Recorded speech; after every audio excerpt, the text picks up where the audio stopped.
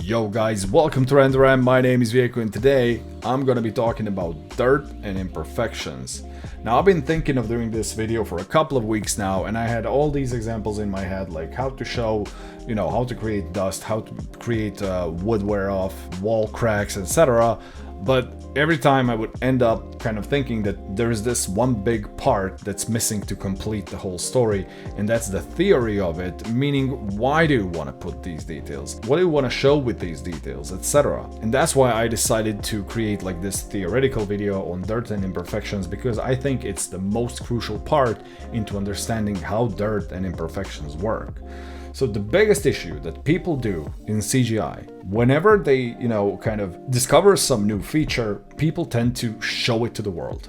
And what other way to show it than to over-exaggerate it? Like, oh, look, I did this. And, I saw tons of images online where people would, discover like finger stains. And they would, create like an image of a cell phone and you would have this massive fingerprint, like oversized fingerprint on it. And they would kind of give the description, practicing photorealism, etc. Now, this is a perfect example when detailing or, adding dirt's imperfections completely goes south. There was this one awesome video online, which is called, I think it's something like why all CGI in movies suck. At that point, when I saw the video, I was like, what do you mean why it all sucks? Like I've seen all these awesome CGI films and they look amazing. And then the guy actually made one really good point. He says, whenever you can see that something is CGI, that means it's a bad CGI. Whenever you're watching a movie and you see some scene, you just don't react to it, it's just a regular scene, and somebody tells you, oh, that scene was completely CGI, and you're like, what? I never noticed that it was CGI. That means that that's a freaking awesome CGI. And now, why does that happen? Why do you notice some things as CGI and some things you don't? All of us are trying to kind of replicate some sort of photorealism. And all of us live in a world where we see the real world as it is, which is not a CGI world, it's a real world. And you can see, all, like, our eyes see all these details. You see a house, you see a building, you see a chair, you see a floor, you see anything, but your brain sees all these details that you're not consciously registering. So if you take a look at your floor right now, you're gonna say, okay, it's my floor. But if I took an image, like a texture of a floor, and if I print it out on a sheet of paper, place it down on your floor, you're instantly gonna know that this is not a real wooden floor. You will know it's a printed floor. Now, why is that? Because there are all these elements which your brain sees, and the brain gives check marks if something is real or not. Where your eyes see something pretty basic. This is a thing that you need to watch out in when making dirts and imperfections. You need to guess the right amount of dirt and imperfections so that your brain gives you a green check mark saying, okay, this is legit. I have seen this, many times before. So let me show you a couple of images that I did, and I'm gonna, pinpoint to some dirt elements in them. So this is the render that I did. Now let's start talking about dirt here. So my floors are hella dirty. They do look kind of shiny, but trust me, if I showed you this image without the dirt maps, they would look, well, more CGI than they look. Look at, on the other hand, look at this top surface. So this is like a matte, like a white matte, TV unit. But on the top, I have all these kind of dirty flakes happening, and nobody ever commented that this looks overly dirty or something. Actually, this is an actual product in the whole render. If you take a closer look, for example, on this shelf, you can also feel some sort of dirty movement happening. But the point is, I made it so subtle that, you don't really register it when you're looking at the, at the big image. Now that I showed you, now you see it, but before that, it was kind of hard to register. On the other hand, this mirror is also, the product in the image, but nobody ever noticed that this mirror is actually very dirty. Now look at this. I actually have dirt specks happening on the window. And why didn't that look weird? Because all the mirrors around you that you look at always have some sort of flakiness, dustiness, specks, etc. And your brain does not register that as an error. So, I added just a subtle details here.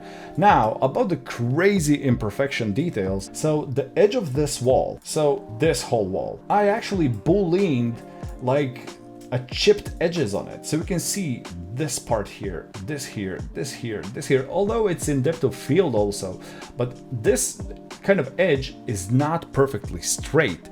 You know, that's the biggest issue with 3D. 3D is overly perfect. You know, it's overly, like, all the lines are perfectly straight. None of the lines like that exist in real life. You can see, you know, for example, a house outside, and you will see its edge, you know, of the house, and you're gonna say, yeah, it's a straight looking edge. You know, you can even focus on it and it's gonna look straight, but trust me, it is not. And your brain knows it, because when you make an exact house in 3D and you look at that edge, your brain will know that this is a CGI image because it's missing something. You know, these are the things that you kind of need to become aware of. So let's go to the next example. So this is a hybrid image. So everything is photographed except for this whole gray unit. Now take a look at this. You can see all the parts where all the wood pieces would connect are visible. So like this, you know, all of these, and they, if you take a closer look, they're actually spaced between, you know, but all of these uneven spacings are gonna add to this random factor whenever you're looking at the image. Not only that, take a look at this. If you look at these doors, for example, look at the spacing. So all the doors have spacing around them. So look at this spacing. It's very small. It's like one and a half millimeter. But here it's more like 2 or 3 even millimeters, because the door is actually tilted a little bit, but it's so subtle that, you know, your brain does not register that as an error or something else. Because if you go to your kitchen and you look at all the doors or drawers that you have in your kitchen, all of them, they are gonna appear straight, but in reality, all of them have some sort of tilt. And, you know, this might seem like a, you know, like a not that big of a deal to make, but like I said earlier, you know, you can see that house and it's gonna look, you know, straight, but when you do it in CGI, it looks CGI. And this is the thing, you know, like if you just do these tiny little tilts here and there, you know, it will break the pattern of overly perfect image.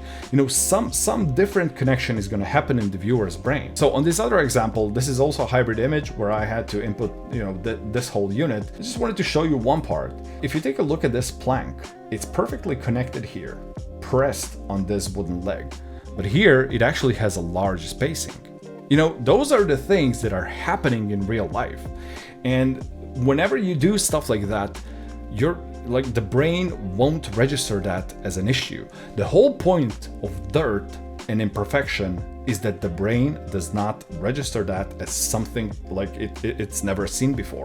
Look at, for example, this part. We have this top wooden piece here, and it's connected to the side piece here. And of course, you can see the connection line. It looks logical. But take a look at this. This part is literally pressed onto the wood, but this part is actually a little bit spaced.